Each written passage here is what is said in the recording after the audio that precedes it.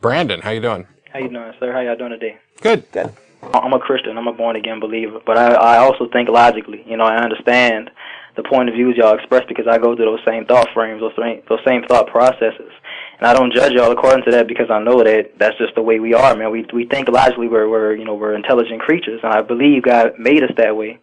But my basis of belief is simply that God has based us or He's given us, y'all know, a freedom of choice. He's given us free will, and it's basically what I believe is that the basis of the Christian walk is simply by faith.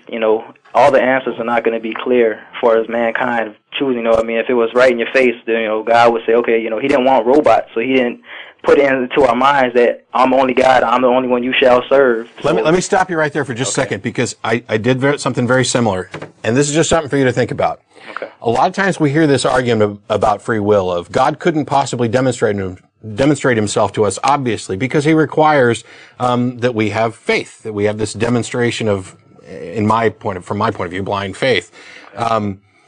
First of all, boy, somebody who's omnipotent and omniscient certainly doesn't need to make such an odd set of rules.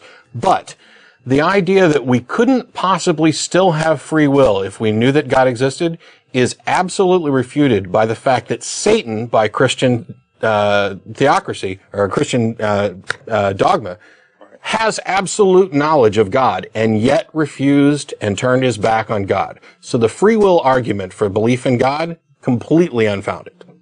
But I don't understand why you think that. What is the basis on that thought? Why do you believe that Satan wouldn't does Satan have free will? No, I mean, like, say... No, that's the question, sir. Sir? I understand what you're saying, but I'm saying, okay, in the same way, say that a man believes, say like y'all believed at first, y'all had a belief system in God. Where did that come from? Maybe y'all brought up that way, or maybe you just said, well, something has to be greater. Maybe it hadn't been God, Jesus, it might have been anything, but you believe that there was a greater power.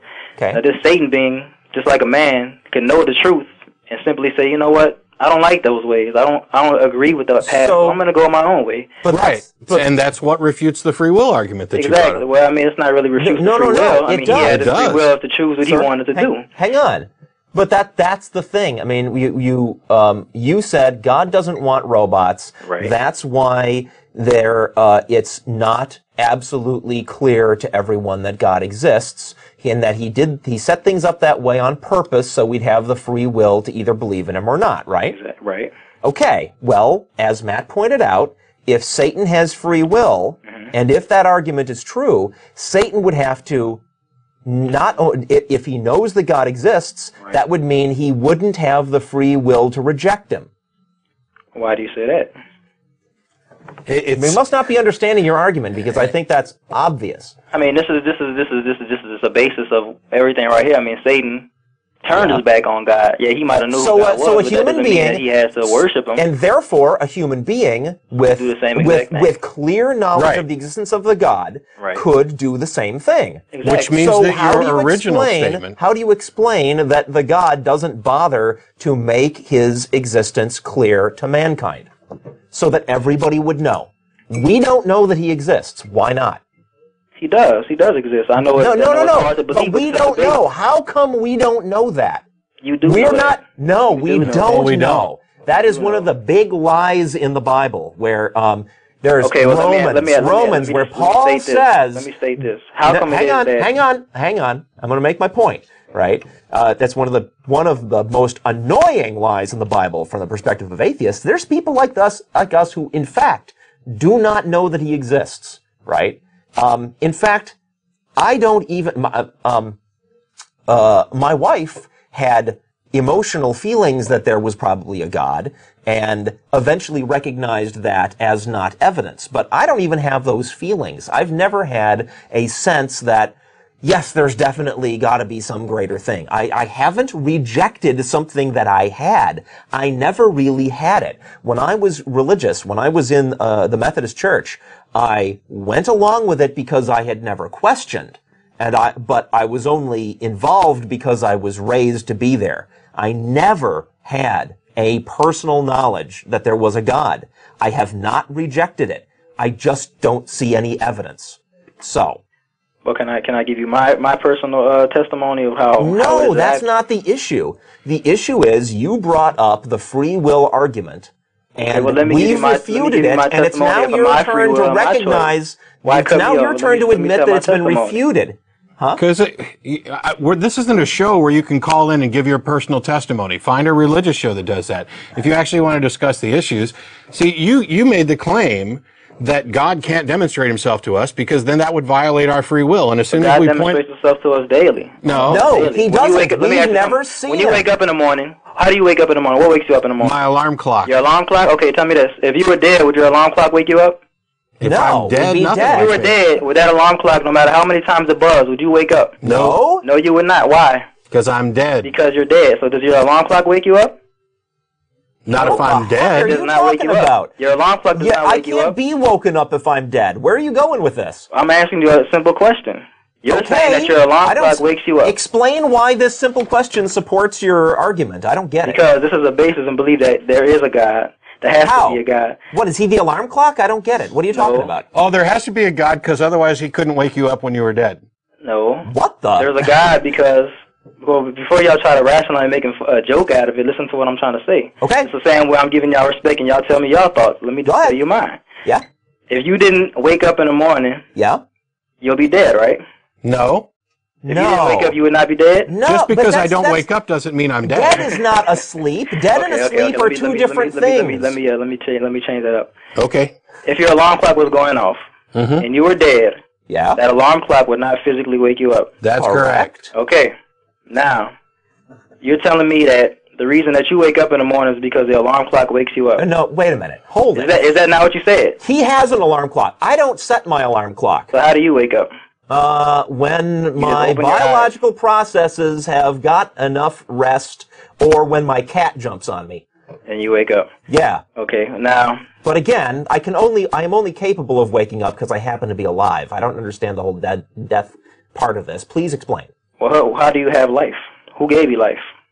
Okay. Did a monkey or a Why fish are give you life? asking? Why are you asking who? Why does there need to be a who? Okay. Well, what gives you life? What gives me life? What gives well, life? Life is a complex biological process, and those happen in nature, and I'm one of those processes. Okay. Now, where did mankind come from?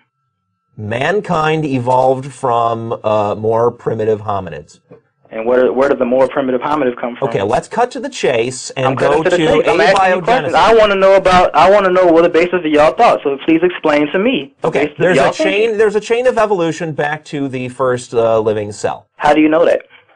That is what science has discovered through careful, reasoned examination of the evidence. So basically, it's reason. It's not an actual fact. It's a reason. Well, there's a you reason on why you believe the there's fact no, that you there's no believe. reasoning The basis on. of the basis Dude, of I'm hang telling you on. this is because Dude, Matt has cut your mic again. I just put you on hold. There's a chain of evidence, factual evidence. It's a combination of reason, data, logic, all of it together. Yeah, this is You not. can- We're not talking about reasoning in a vacuum. We're talking about reasoning from the position of the available evidence. Right? Not just making stuff up and making it internally consistent. That's religion. Religion does that. Religion says, here's some completely unsupported basic assumptions, and now let's think about how that all has to work together to, well, it's the same exact thing as- what all it's the same exact consequences of thing that as are. science. It's the same No. exact thing that No, science does. science is not the same And tries thing. to come up with All right. I would put you on hold again. We talked about this actually at the beginning of the show about how science is able to change its mind and isn't this dogmatic thing which a lot of religionists want to claim that it is. It's an evaluation of the available evidence and a conclusion drawn upon that. Now you can continue your argument backwards from where did man come from, where did, what the planet, blah, blah, blah, all the way back to what created the Big Bang and then say God and say, whoops, nothing had to make God. Well, that's one assumption. But the other thing is that even if everything that we know is wrong, even if the data that we've collected and come up with a theory of evolution which explains the origin of species, not necessarily, it doesn't actually explain the origin of life at all. That's abiogenesis, another field. Even if all that's wrong, even if we have no answers, there's still no good reason to say God did it. You actually, if you're going to use God as an answer, and God, by the way, is nothing but a huge non-answer, you have to actually supply some evidence to support what your belief is. Now, We have evidence that supports the theory of evolution. You can't just say that if tomorrow we find that everything we know about the theory of evolution is wrong, God wins by default. Because God is still an unproven assertion. Completely. Oh, he hung up. Boy, that reason's a bitch, isn't it? Plus, you'd think a god could just strike the individual homosexuals dead if that's what he was really after. I mean, the idea that an omnipotently powerful deity would have to take this huge week-long wind-up to set the air spinning and go, whoa, whoa, whoa, woo, and then kind of miss.